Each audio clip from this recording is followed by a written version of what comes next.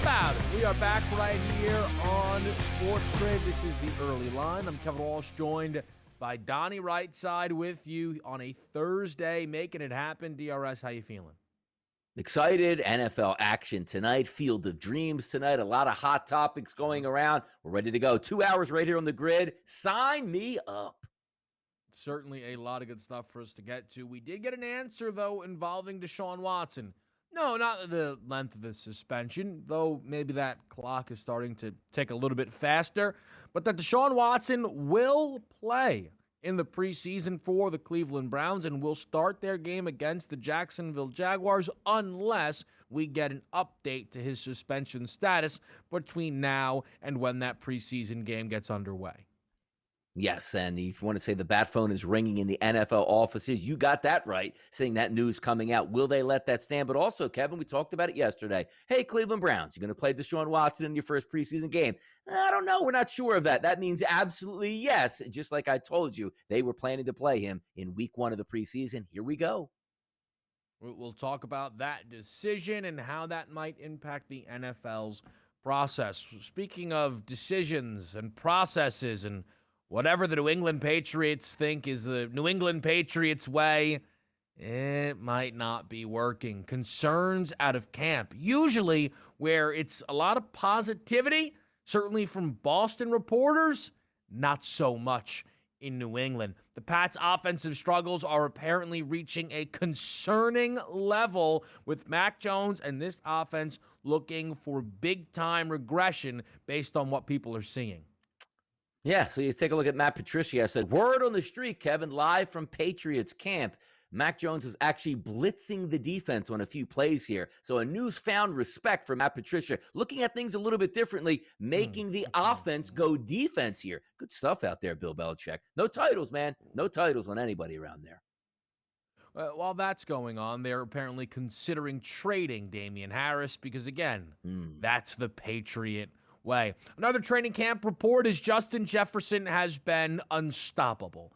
The report said in every way imaginable. Name the route, name the play, everything is Justin Jefferson. Goes to show, Donnie, why, despite what Cooper Kupp did last year, the favorite to lead the NFL in receiving yards this season is Justin Jefferson.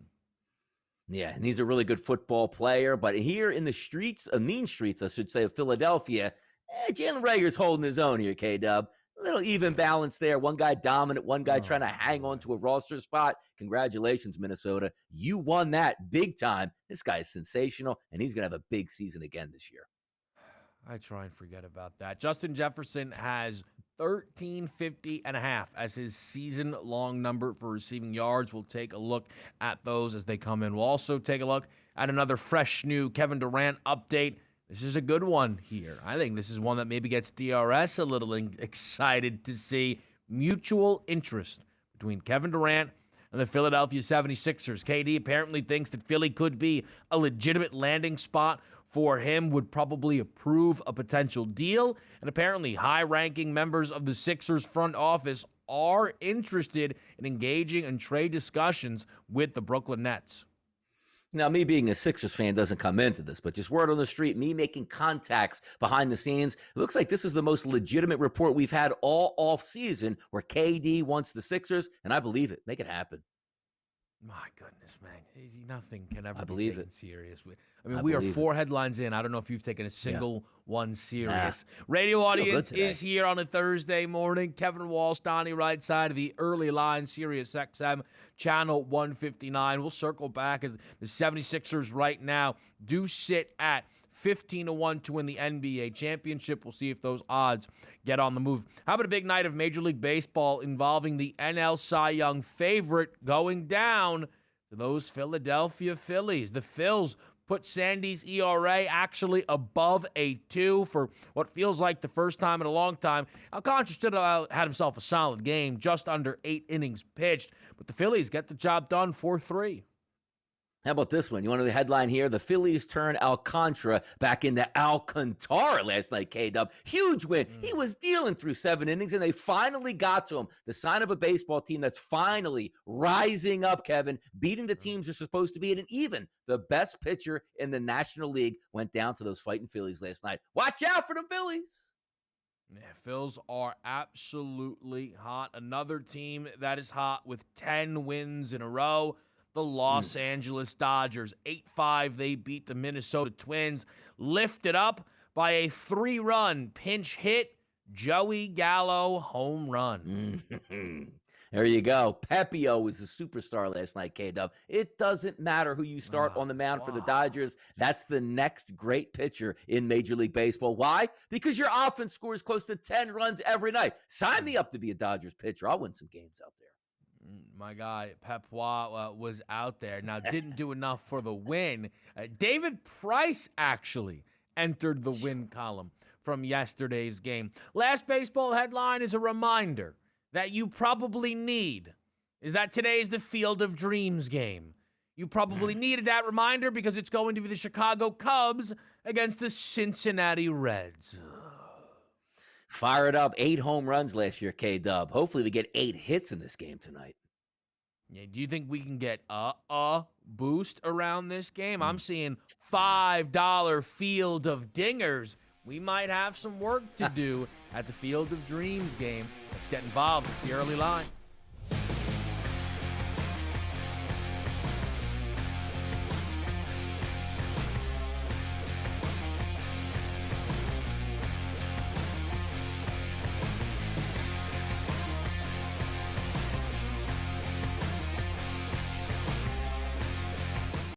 Non-attorney spokesperson. This is a paid advertisement for legal services sponsored by Nightline Legal. Cases assigned on a random basis to participating law firms. Attention parents. If your child was born premature and later diagnosed with necrotizing enterocolitis, also known as NEC, call right now. You may be entitled to financial compensation. Certain types of baby formulas have been linked to an increased risk of newborns developing NEC, a severe and potentially fatal intestinal illness that oftentimes requires surgery. If your child was born premature or at a low birth weight and later diagnosed with necrotizing enterocolitis, the baby formula your child was fed may be to blame, and you may be entitled to significant compensation from the manufacturer. Call right now to find out if you qualify. Don't be a victim. Get the help you deserve. There are time deadlines to file a claim, so don't wait. Call right now. Call 1-800-958-5083. That's 1-800-958-5083. Are you over the age of 50 and considering buying an annuity in the next 60 days? I have some important news for you. Don't buy an annuity until you understand the pros and cons of annuities. Call now for this free book on maximizing your income in retirement. Annuity Do's and Don'ts for Baby Boomers from leading financial firm J.D. Mellberg. That's right, free. This book reveals little-known truths about annuities in simple-to-understand terms. Grab a pen right now, because we're about to offer you this free book that unlocks the 5 little-known truths we believe baby boomers and seniors should know before buying an annuity, and it's free. Call 800-273-2815. As a bonus, we'll also throw in a free annuity rate report. We researched numerous products and summarized rates and benefits of annuities, all from Silac Insurance Company. Call 800-273-2815. That's 800-273-2815. Call now. With Life Alert, one touch of a button can get you help fast. I've fallen and I can't get up. Don't worry, help is on the way.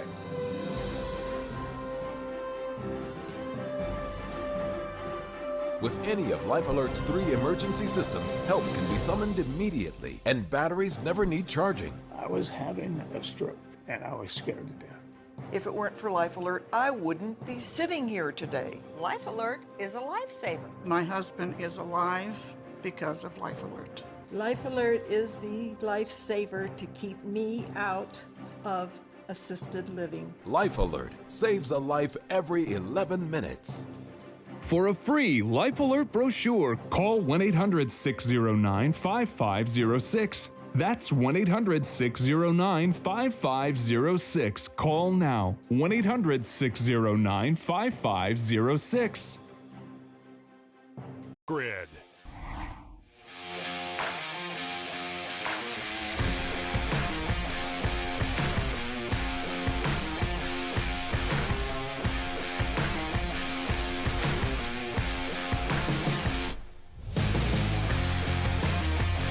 Preseason football today in the NFL. A pair of Thursday games. We'll get to those in hour number 2 because it all starts actually with a Friday game with a major update, one that we were waiting on.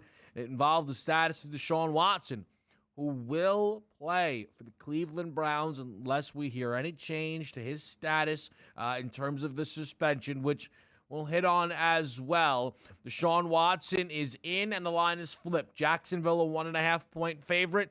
Now Cleveland, a 1.5-point favorite. Total for this one is 37.5. There are so many directions we can go with this, but I think the appropriate starting point is, what do you think about the decision by the Browns to play Watson in this game?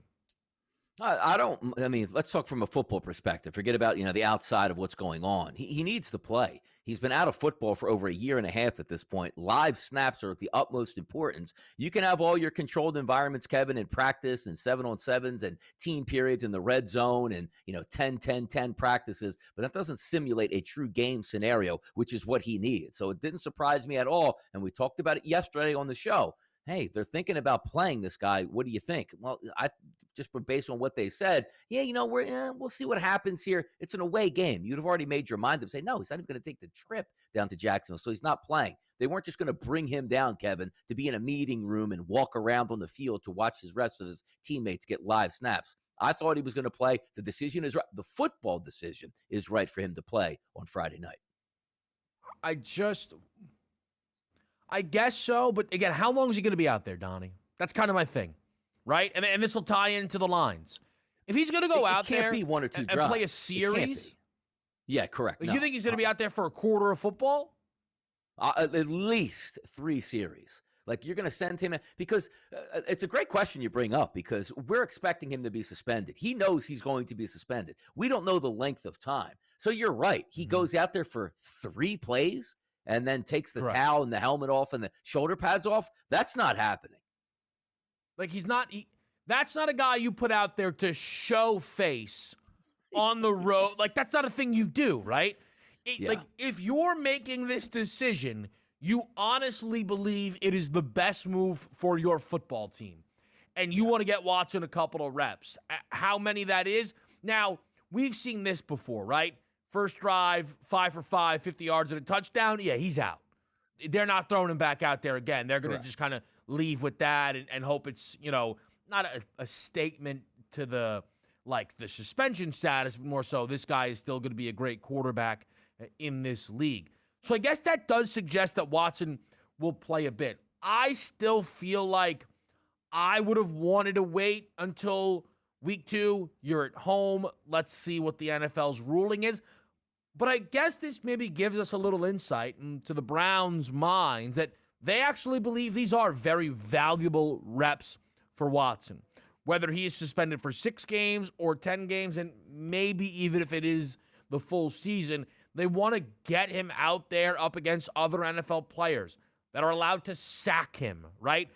Like just all that physicality that can come from an NFL game. So if that's the case, do you agree with what is a 3-point overall move here in a preseason football game from 1.5 Jacksonville's way to 1.5 Cleveland's way? Is Watson worth 3 points to a spread on a normal basis? Sure. A preseason game? Yeah, and let's also remember the Jacksonville Jaguars have already played a preseason game. So they got their dress rehearsal out of the way where primarily the starters didn't play. And you saw Doug Peterson say, yeah, our starters are going to get some time in this game, including Trevor Lawrence. So whenever that lines up, instead of looking at a side, you look right to the total. And we saw the opening night, Kevin, of what that game where the Jacksonville Jaguars played the Las Vegas Raiders, 29.5, bumped up to 30.5. Now you're seeing a full touchdown higher. Why? Because you're going to get more time for the starters, where you might actually get a touchdown touchdown or two in the first quarter while the starters are playing at this point. But if you're asking me the question, this is the hardest part about being a handicapper. If we're entering into week 1 of the season, Kevin, and I know who the quarterbacks are going to be, we weren't sure if Deshaun Watson was going to play or not play. He plays. Sure, that's going to be a big move to that line. But if we are going to get, hey, Deshaun Watson is playing in this game, 2 drives totaling 9 plays, 13 yards, and a punt, what did you actually get out of that line move here? Because if we're watching this game where the Cleveland Browns say he's not going to play this year, so we might as well get at least a full quarter to 2 quarters out of him, that's going to be a big deal. But we haven't heard that information just yet. Usually when you say your starter is going to play in a preseason game, you're expecting a maximum of a quarter. And in the first game, probably a maximum of 2 drives, it feels like. The thing for me with the Jags is they obviously did not look very good in that initial preseason game, but they're going to bring Trevor Lawrence into the fold there, and that can change things a bit. We see this 37.5. Now, the secondary storyline, maybe the primary storyline here, kind of depends on how it plays out, I guess, is does this push the NFL's timeline up? Because this announcement did come with the caveat that if there is a change in Watson's suspension status, he is going to play unless there is that change.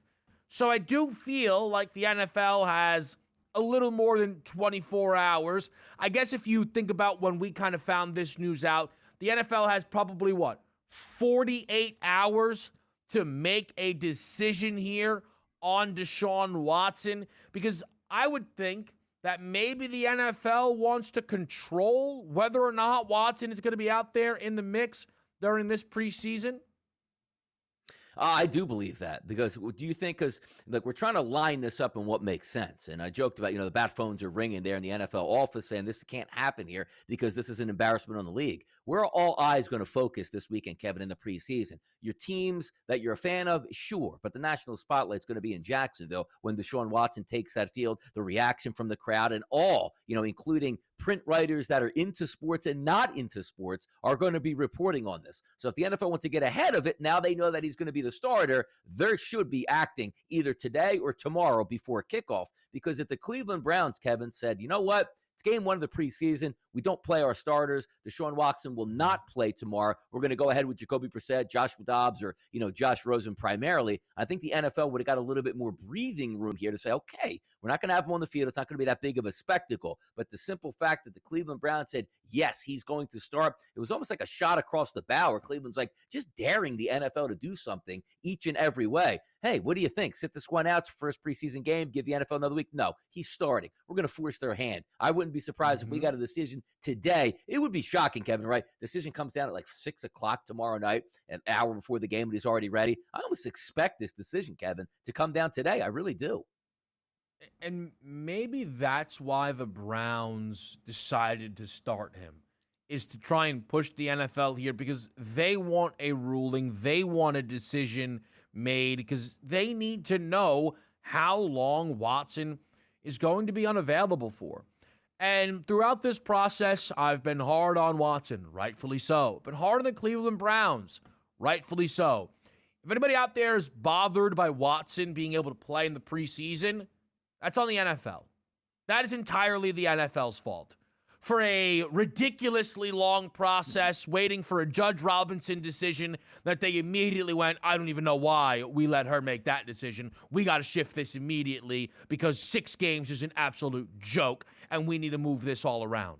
They, Donnie, have had so long, because this is information that they, now not to the entire degree, but he's already missed a year of football because of all of this. The very bizarre okay to sit out from Houston. If he's out there tomorrow night, that's the NFL's fault. Yeah, it's 100% it's the NFL's fault, and they deserve all the negative highlights and, paper stories and viral stories and videos that come out against them, because they know this will be an embarrassment to the league if he does play tomorrow night, still with so much on the line. Like, would they really let him go out there on a Friday night, take the PR hit for the NFL, and then Monday morning announce an indefinite suspension at that point? It just doesn't make sense here. The timeline is now set and put in place. It should happen quickly. Time will tell. We'll be right back. More Early Line.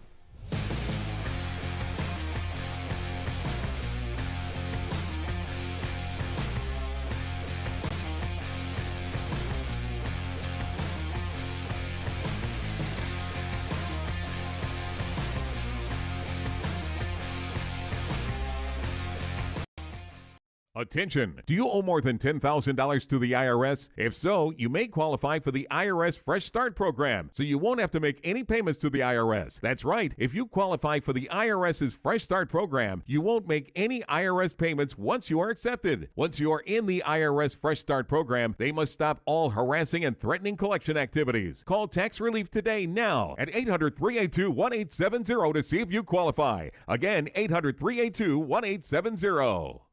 I'm calling in regards about my mother, and I'm here, and I just want to thank you because it saved my mother's life yesterday. And I'd like to know the names of the people that came in and saved her. It's a wonderful thing. Thank you. With Life Alert, one touch of a button can get you help fast. For a free Life Alert brochure, call 1-800-450-0515. 1-800-450-0515. Funerals can be emotionally devastating for a family to go through. Besides the sorrow, loved ones are left with the high cost of arranging a funeral. Funeral Advantage was formed to help protect your family when they need it most. It pays your loved ones up to $20,000 immediately for funeral and any other expenses. It's a good feeling to know that my family will be taken care of if anything happens to me. Funerals can easily cost $9,000 or more, but government benefits pay only $255, leaving your loved ones to pay the rest. It's so easy, just answer a few simple health questions. This is so affordable, even for someone like me who's on a fixed income. If you're 40 to 85, get information on how to protect your family. Funeral Advantage is something we all need. There's no risk or obligation. Call now. Get the facts about how easy it is to protect your family. Call 800-565-6178. That's 800-565-6178. This is a paid advertisement for legal services. Attention! From 1953 to 1987, veterans and civilians were potentially exposed to toxic chemicals in the drinking water at Camp Lejeune. Exposure to these chemicals increases the risk for cancer and other health problems. If you or a loved one were diagnosed with a serious illness after being exposed to contaminated water at Camp Lejeune, you may be entitled to compensation. Call Sokolov Law now at 1-800-327-4629. That's 1-800-327-4629. If you or a loved one has mesothelioma or any other asbestos-related cancer, call now. Asbestos manufacturers sold deadly asbestos materials to thousands of companies, putting workers at risk. An estimated $30 billion in court-ordered trusts have been set aside to pay out claims to asbestos victims. You may be entitled to a portion of these funds and receive compensation without filing a lawsuit or ever going to court. For your free legal consultation, call 800-268-1371. That's 800-268-1371. I'm a non-attorney spokesperson. Network.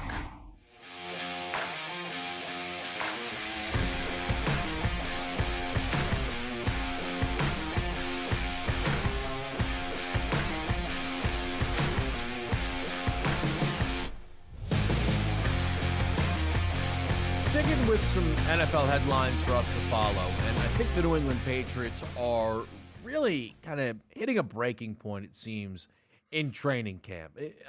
Certainly, we have been fascinated on this show by the idea that Matt Patricia is their offensive coordinator, even though they won't name him their offensive coordinator, and all that can come with that.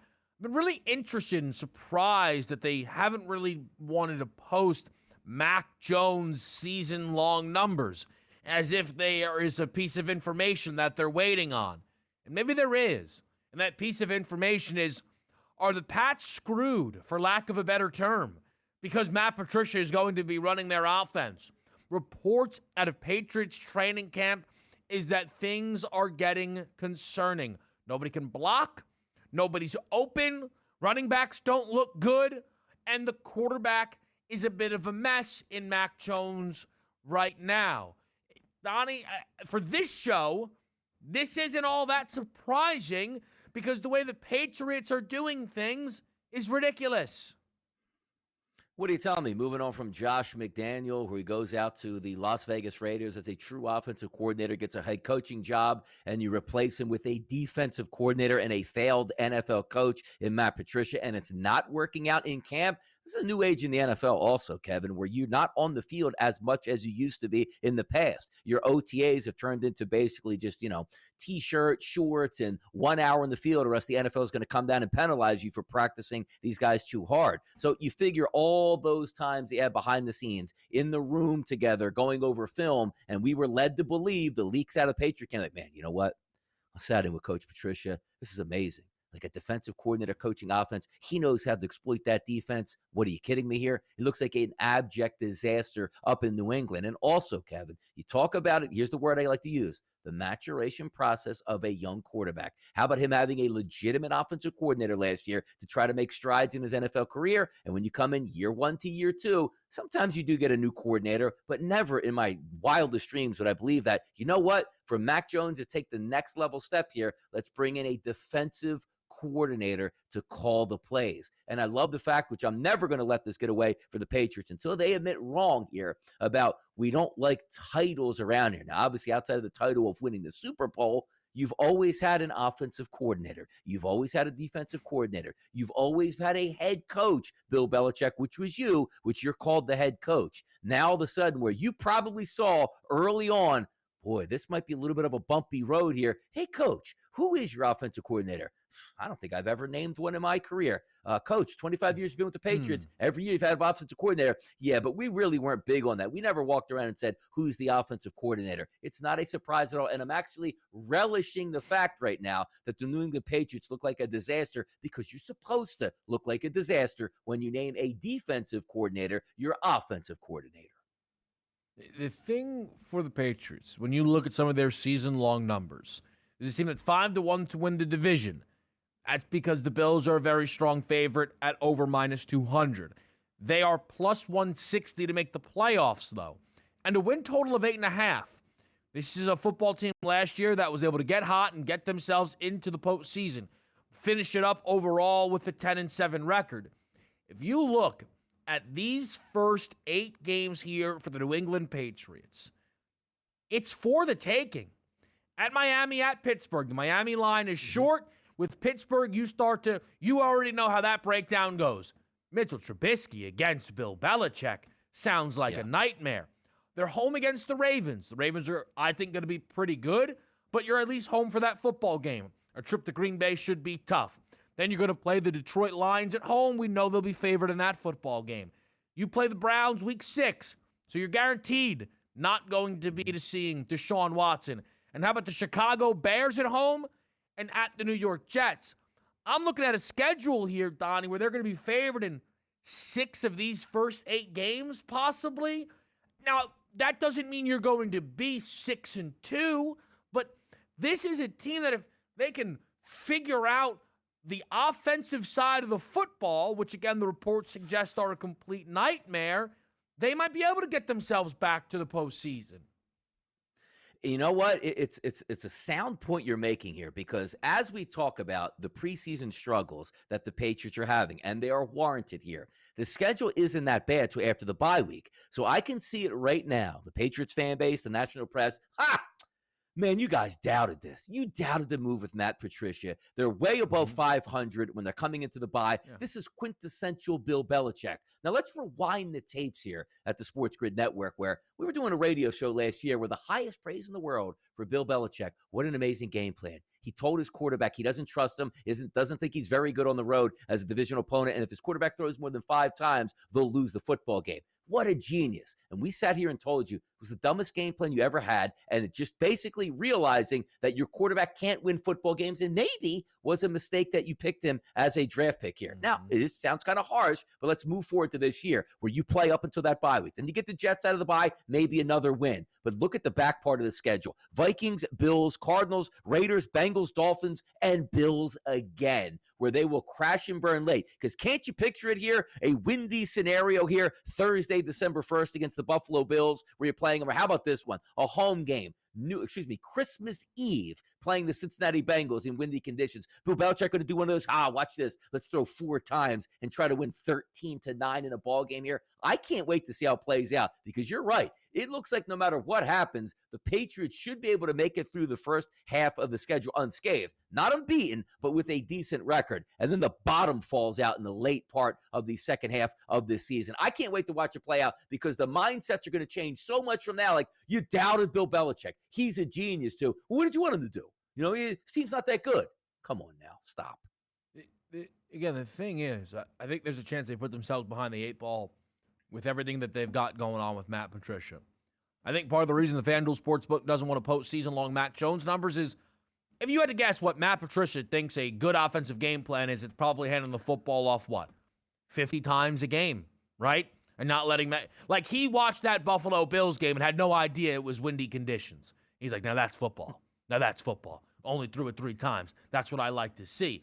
But here's the thing, DR. So let's just say they do take advantage of those opening 8 games. And it's a 6-2 team. I know that's lofty. You trust Belichick then to be able to cross the finish line, right? I mean, we're talking about a win total of 8.5. He'll grab you 3 more wins, no matter how difficult that schedule might be. And if you go 10-7, you're in the playoff hunt. That got the New England Patriots in the playoffs last year. This is why the Pats are such an interesting group. Because as much as I think Belichick does things in a bizarre way that gets some undeserved praise, and I think this Matt Patricia thing is a complete and utter nightmare, you look at his schedule and you say, wait, he's going to play Trubisky, Zach Wilson, Jared Goff, Justin Fields. Yeah, he's going to dominate those teams because we've seen that from Bill Belichick there. So I feel like I'm somewhat caught between a rock and a hard place here. I guess, though, and we'll talk about the Pats inside hour number 2, they've got a preseason game tonight. Might have to watch this one a little bit closer than anticipated. This gives us enough time to bring up Justin Jefferson here. Look, what am I going to ask? Hey, Donnie, do you think Justin Jefferson is fantastic? Yes, segment over. We know he's fantastic. But how good will Justin Jefferson be this year? The reports out of camp are that he is, at the moment, completely unguardable right now in every single setup. Every play, every route, everything is crisp, perfection, and these defensive players are hopeless against Justin Jefferson going into his 3rd season in the NFL. This guy is favored to lead the league in receiving yards, despite the fact that Cooper Kupp last year dominated the sport. You would think that he being Cooper Kupp, would be able to at least kind of as an incumbent hold on to that status. That's how high the expectations for Justin Jefferson are. 1,350.5 receiving yards for a season-long total, 8.5 for a season-long number in terms of receiving touchdowns. What do you think of those numbers on Justin Jefferson coming into this year? I can't fault anybody for just saying, you know what, that is a lofty number. A lot has to go right for you to hit that number, including being on the field, Kevin, for 17 weeks. And I understand that. But when you look at the immense talent that Justin Jefferson has, rookie year, Kevin, 1,400 yards. Sophomore season, let's see if he could do it. Yeah, he did it again. 1,616 yards, including 10 touchdowns. It seems like he's wide open all the time, and he's the perfect wide receiver because even if you want to look at the LSU boys, right, you see Jamar Chase. These are some of the few guys in the NFL that it doesn't surprise you. And again, the red zone breaks into your Sunday afternoon programming when the Vikings are on their own 25-yard line, the ball's in the air. Yep, that's Justin Jefferson's 75-yard touchdown right here. When you can get those chunk plays out of athletes, it streams it right up there when you can get that 100-yard week, 125, 175-yard week, which is not a surprise that he's going to do that. I can't take the under on Justin Jefferson knowing that Kirk Cousins loves to throw the football up in the air to this kid, deep, short, intermediate, everywhere. Justin Jefferson is a steal. He should be able to dominate. And also, how about this, Kevin? You brought up the point already. He's played 2 years. He's going to play year 3. What's the money on the table here coming up for Justin Jefferson, huh? What is that money going to be? We talk about selling advertising to pay for Joe Burrow. Yeah, good luck on Justin Jefferson here. And I'm, by the way, sure that Justin Jefferson is aware of that, though. Because, again, we know that, listen, like, you know, quarterbacks come and asking for their money early. Trust me, Justin Jefferson will be like, now what's the word here, huh? Like, it's time to make right here. And they will. They will in Minnesota. I was looking around. I'm like, can I play devil's advocate here in any way? I'm like, maybe Thielen missed half the year. No, Thielen played 15 games in 2020, the rookie season, and 13 games last year. By the way, if Thielen plays 12 games, the Vikings will probably be happy with that. Justin Jefferson is going to have a monster season with health provided in Minnesota. We'll go to Major League Baseball next.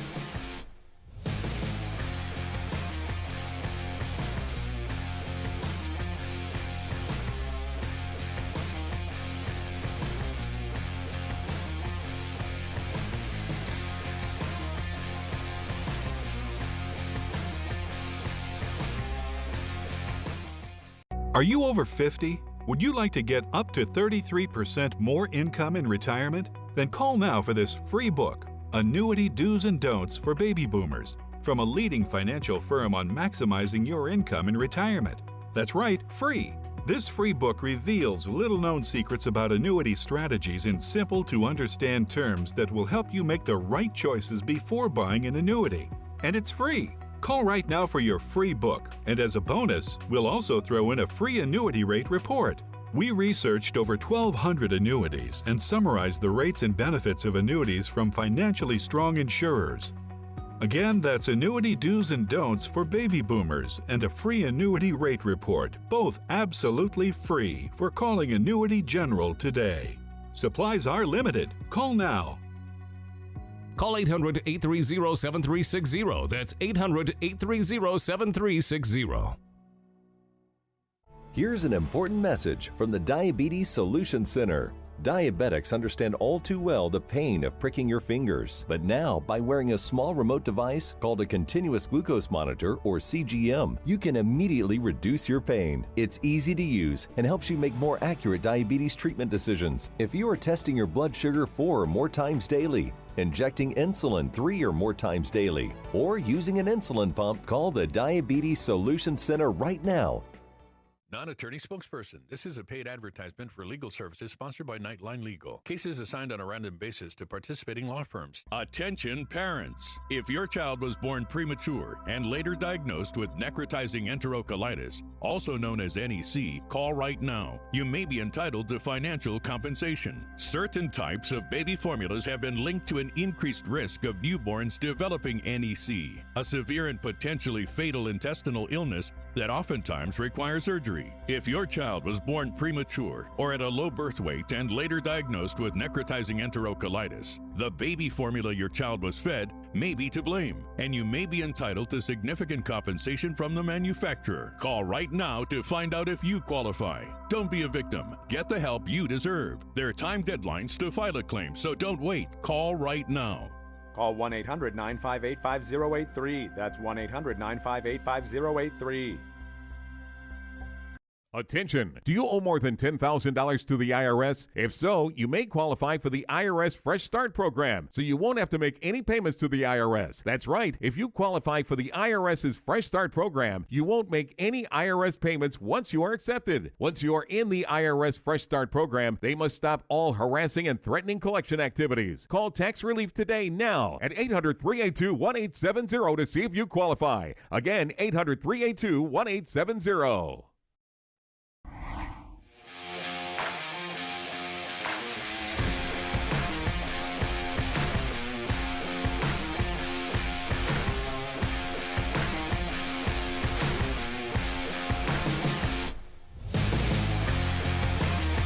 Back with you on Sports Grid, taking a look at some of the big results from Major League Baseball last night. We've got some win streaks brewing, including one for the New York Mets right now, who are playing some great baseball, handling their business again against the Cincinnati Reds. We preview this game. Early baseball, DRS said, look for runs, specifically from the Mets. They had 5 runs through 2 innings, 10 overall as they win this game 10-2. This team stays hot. Francisco Lindor with another pair of RBI. It's just a team, DRS, with a 6-game win streak that is starting to maybe play their best baseball at a really good time. Yeah, it is. And this team's going to be pretty devastating down the stretch as well, because if that starting front line pitching continues to stay healthy, they're going to be tough to beat. Forget about just like on a night-to-night basis, series to series, looking at sweeps, looking at picking up for the first 2 games of a 3-game set and having no pressure in the 3rd game to pull off yet another sweep. And also take a look at the run differential now, Kevin, a plus 127, 8-2 in their last 10 games, 6-game win streak here, 38-18 at home. This is what we kind of expected here for the New York Mets. If you run them up against competition that isn't as good as them, they are pounding away and destroying these baseball teams, and rightfully so. The interesting thing for the Mets, who have now moved down to plus 450 on the FanDuel Sportsbook to win the World Series, so continuing to create that gap between the Mets and then what I think is tier 2 in terms of World Series contenders, is this upcoming schedule. They're going to play the Phillies for 3 at home, 4 in Atlanta, 4 in Philly, Then they finish off that Subway Series in the Bronx. It's a tough schedule. But we're going to talk about the Phillies and how good of baseball they're playing. The Phillies get to be welcomed by Scherzer and then DeGrom in the first 2 games of that series. So the Phils are going to enter, Donnie, a series up against the New York Mets. We'll see if they win today, but potentially on a very, very legitimate win streak now. And they're going to be plus 180 because it's going to be a game in Citi Field against Scherzer and DeGrom. This is what I've been talking about here. This is when we talk about the scariest team in baseball. You could be playing fantastic, and the next thing you know, your opponent is better than minus 200 against you because potentially they're throwing consecutively the 2 best pitchers in the sport. Correct, and that's always the issue. But you brought up a good point here, Kevin. When you go and face Max Scherzer or Jacob deGrom and you're a minus 200, which means you're getting a nice plus money number here on the Philadelphia Phillies. At least it's not from a plus 180 to a plus 280 because you have Bailey Falter on the mound and you're just saying, go ahead and beat us like a drum in this game. You get a guy like Noah Syndergaard who yesterday wasn't great, but enough to keep you in ball games with a chance to win. Definitely. That's all you're asking for. So at least when they do play the New York Mets now, you're not rolling out a bullpen start, which is basically de facto giving a baseball game away. They usually like to do that at least once a series. But if we score 10, sweet, but this is your game. They beat Sandy Alcantara yesterday. They've won 7 in a row. You know, I feel like when we talk about the National League futures markets, right? We know the Dodgers are at the top. We knew the Mets were right there. Okay, how are the Braves moving? The Padres add Soto, the 2 NL Central teams from the Cardinals and the Brewers. And then there's the Phils. Kind of that stopgap there. The Phils are 18-1 in the National League pennant market. The next team is the Giants at 150-1. So clearly for the FanDuel Sportsbook, they've started to chop down who is legit in this race and who is not. 7-game win streak right now. If you look at the wild card setup here, the Phils don't have a crazy amount of distance between the Padres or the Milwaukee Brewers. The Brewers are up 2 games on. They are in the thick of things, though. Should we be talking more about the Phillies at a 18-1 number in the NL pennant?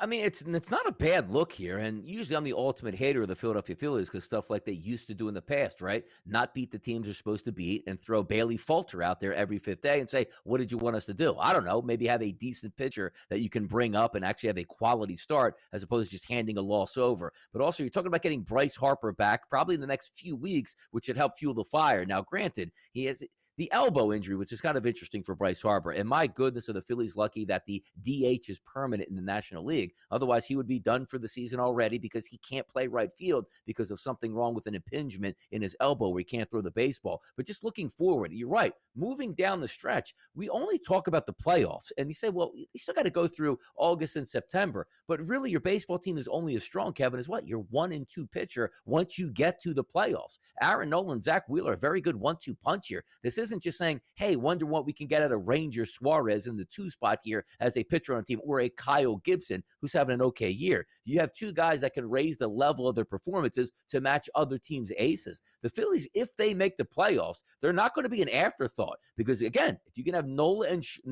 and also Zach Wheeler right out of the gate, that's not a bad combination. It really isn't. No, it's not. And that's the thing. Also, the expectation is the Phillies will either find themselves maybe against a divisional opponent in the Atlanta Braves, or maybe they're back in the 6th spot and they're playing the winner of the NL Central. The Cardinals and the Brewers both went into the win column yesterday. St. Louis remains the favorite right now at minus 160 to Milwaukee's plus 120.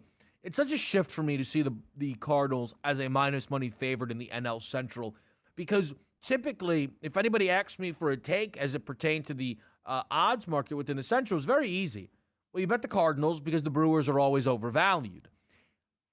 Now, minus 160 with a 1-game lead, is that overvalued? I'm not so sure. I think they're factoring in strength of schedule, but do you right now feel like the Cardinals are the better baseball team than the Milwaukee Brewers and deserve of that minus 160 price on that merit? I think it is correct because if you're looking for the Brewers, their starting pitching is better than the St. Louis Cardinals. But giving away Hader at the deadline sort of evened up that bullpen a little bit. And if we're taking a look at the daily 1 through 9 at the plate, It's not even close. Like, the better lineup by far is with the St. Louis Cardinals. So where them have a 1-game lead, I do agree that they should be the favorite. But it's also an interesting division when you try to break it down in the Central, because there's no pressure coming from any teams behind. Like, even though the Phillies are 10 games back from the New York Mets, they're still a good baseball team where if you go into a spin of a 1-9 over 10 games, which I'm not saying the Mets are going to do it, the Phillies can pick up a lot of games. You have a 16-game cushion from the Cubs on down with the Pirates and the Reds to try to chase them. So they're not even looking at wild card spots, right, Kevin? They got to worry about one team every single day outside of themselves, and that's either watching the St. Louis Cardinals or the Brewers, depending on which team you're rooting on that day. The pressure is going to be interesting as it ratchets up, but they look at it as a one-on-one. How did they do? Did they win? We won. Good. We picked up a game. How did the Phillies, Mets, Braves, or anybody else in the National League do? They don't care about that. But I do agree. For me, the Cardinals are the better overall baseball team than the Brewers. I as well, but that schedule I definitely think is being factored in. If you look, because I think it's a really good point. We talk about the back end of the NL Central. These teams, the Cardinals and the Brewers, are going to play 7 more games. 5 of them are in St. Louis, which is relevant. But here's the other thing. Strength of schedule based on win percentage remaining. The Brewers have the 11th hardest schedule, which is not crazy. They're going to play the Reds, Pirates, and Cubs 16 times. The Cardinals have the second easiest schedule in baseball. Donnie, getting to play the Reds, Cubs, and Pirates a combined 25 times. 25 times. And you know they're going to be favored in every one of those 25. Most likely they're favored in all 25 of those baseball games there. That is the big thing for St. Louis right now. Strength of schedule, I do think, is being factored in when you look inside that futures market. The Mariners took another one off the Yankees yesterday. It was a game that involved an Aaron Judge home run. I feel like the takeaway for me with another Seattle Mariners victory against the Yankees and another series victory for the Mariners against the Yankees is not about the Yanks. And I promise you, I'm not trying to push aside Yanks losses. They're not playing good baseball. But Donnie, this Mariners team that had a slow start to the season, they had the fantastic win streak going into the deadline. We know the Astros beat them up a little bit, but this is a team that is just continuing to put the appropriate results up on the board. They've got, and look at this next slate of games here. 3 versus Texas, 3 versus the Angels, 3 versus Oakland, and 2 versus Washington. They are going to be favored in all of those baseball games, unless they possibly run into a Shohei Ohtani start. This is a Mariners team that certainly feels legit when we talk about AL contenders. Yeah, nice comeback, too, yesterday against the Yankees after that Higashioka home run. Hey, it looks like the Yankees probably going to pull this one out. Not the case here as the Mariners go 4-3. And maybe this is one of those teams that does get hot at the right time. You added a nice quality pitcher there at the deadline from the Cincinnati Reds in Luis Castillo, and you match him up with Robbie Ray. We talk about getting to the playoffs. That's a nice 1-2 punch. And also, I always like to use this angle, Kevin. We're all human beings out here. If the Mariners had lost 11 straight to the Yankees heading into the playoffs, that's going to factor in. And if Luis Castillo went into the Bronx in that first game where they matched up, where he came over to the Mariners, and hey, man, he only lasted 3 innings, Kevin, 7 earned runs. He's going to have nightmares when he goes back to the Bronx. That's not the case here. And this does matter. When these two teams, if they do line up in the playoffs, the Mariners aren't going to be the team that say, we're just happy to be here, and the Yankees are so much better because they pulverized us during the regular season. That's not the case. This is a very good hitting lineup in a pitcher's ballpark, and if they get performances like close wins too, Kevin, this isn't one of those where, hey, just got away from the Yankees 11-3, didn't take it seriously for the 7th, 8th, and 9th innings. That's back-to-back games where you had a 1-0 shutout of the Yankees in 13 innings and then allowed them to only get 3 runs in the following game. Mariners are pitching and getting some timely hitting. It's going to be a good baseball team coming down the stretch. No doubt about it. No doubt about it. Though the Yankees really need to start to figure some things out. Maybe they can get right against the Boston Red Sox. 3 in Boston. Teams playing really bad baseball again. They are the worst team in the American League East. That's not a take. That's a fact. There's 5 games between the Boston Red Sox and the Baltimore Orioles. It's just unimaginable to me. They're the only team in the division with a negative run differential here. My takeaway, though, on Boston, Donnie, because they're not in the playoff race, is not about, oh, could they catch fire? None of that. We know that this is a team that oddly is not super interested in spending at a high level. We think they're going to pay Devers and Bogarts, but what we're seeing with this baseball team is there's a lot more that has to be done than just paying Devers and Bogarts. The pitching staff is horrendous. Chris Sale with an unfortunate bike accident that, has him out for the rest of this season. Who knows if Chris Sale's ever the same again? Nick Eovaldi's never going to be the guy that flashed for them once that postseason. He's not a number one. And Nick Pavetta's not a number two. And Rich Hill's not a number four. Nobody is appropriately slotted here. I say that to say this. They can pay Bogarts and pay Devers. They still have a lot of work to do if the Red Sox want to get back to contending baseball.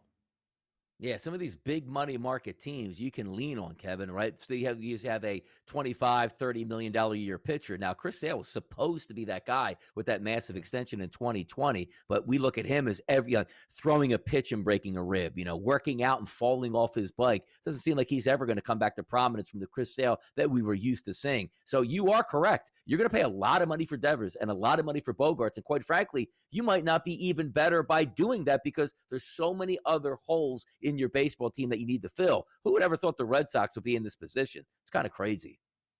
Yeah, certainly is. We will close out hour number one with a little more Major League Baseball. The San Diego Padres had a big-time scoreless streak. That might be behind them. 13 runs yesterday. We'll be right back.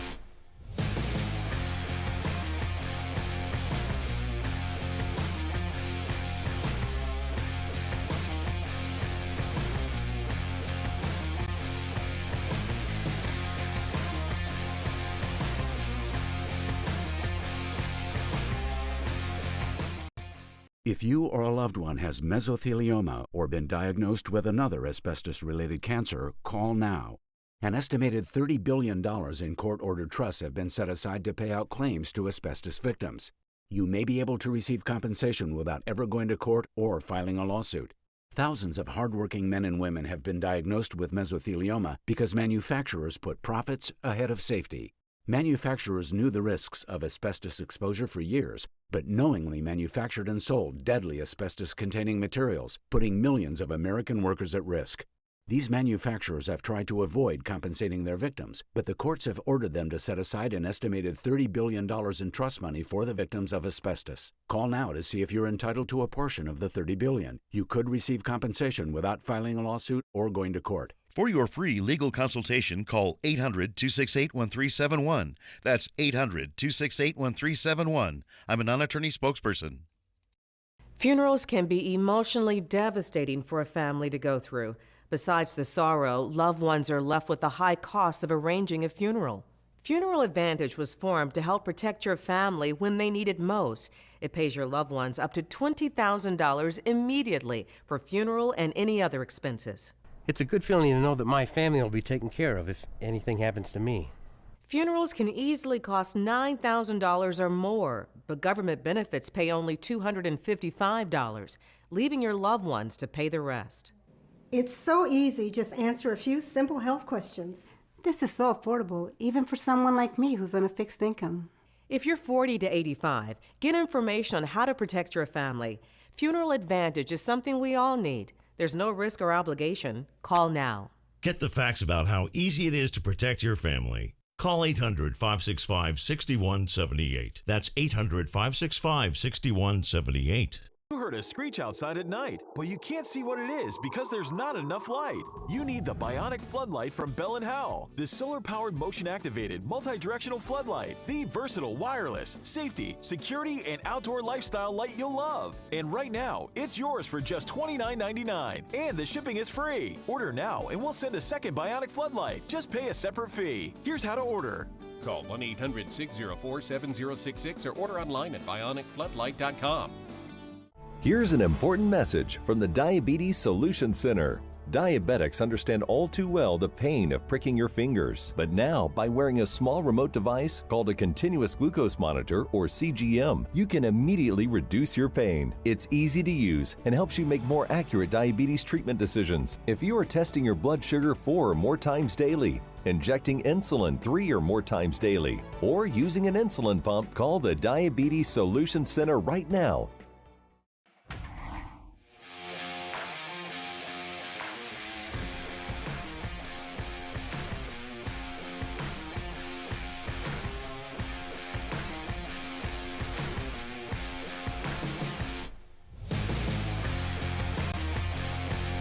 Padres got after it yesterday in a major way. 13 runs scored against the San Francisco Giants. Juan Soto on base, as always. Run it back. That's right. Yes. We're in the mix, DRS. We love that. We are. Manny Machado, that very first Soto game in San Diego, we talked about what was the takeaway. And to me, it was, this is clearly going to help Manny Machado, and it has. It just feels like you can see the lift there from Machado with the protection provided from Soto, always being on base and being in front of him. 3 for 5 yesterday from Machado with a pair of doubles and a pair of RBI. If somebody's going to apply pressure to Goldschmidt, maybe Manny Machado could be a candidate in that way. Extra credit is what you need, though, K-Dub, because I can't quite figure out, and I know it might have been on the Sports Grid networks here, where somebody was saying Juan Soto's going to come over to the San Diego Padres. You got to take a bite out of his price on the MVP awards. And another guy who, good-looking young guy was like, you know what? That ain't going to happen here because his batting average isn't low enough. So you see here, Juan Soto at 45-1 to win the MVP. And you're right, Manny Machado at 25-1. They're not going to win that division, but this is nice. 20 runs scored in the last 2 games. Isn't this what we anticipated when Juan Soto came over? An offensive juggernaut, only to be adding with Tatis at a later time. But that good-looking guy, boy, he's got some hot takes. They look good. They do. Yeah, we said good-looking young guy there, though. So you certainly are. I mean, you're certainly not hitting the back end of that description, 27. right? We 27 and living it. What are you, from Queens now, how as old well? are you anyway? Like, how old are you? Go ahead, take a guess. Go ahead, swing I'm for the going fences. to go 20. I'm going to go 26. Yeah, you're close. You're close. I mean, that I'll wasn't say it, this actually? though. No, it wasn't. But you're in the But middle. what is your age? You're hunting right around the number. I like to. We keep things. We keep things a little private there. It starts to run down his mind. It's way too private on your end. You know what? He'll be reading my social Moose, you security listening? number to me. Moose, help me during out here. You commercial listening? breaks. No.